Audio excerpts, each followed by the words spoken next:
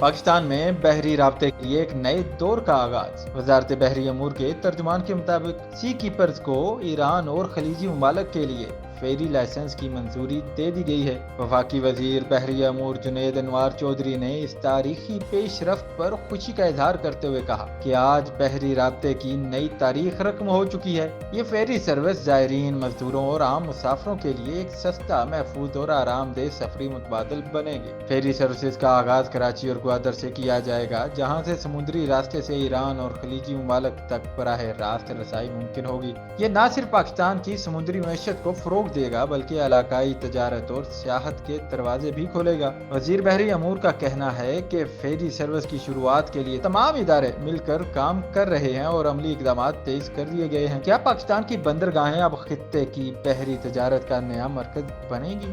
فیصلہ وقت کرے گا، لیکن پہلا قدم مضبوطی سے اٹھایا جا چکا ہے۔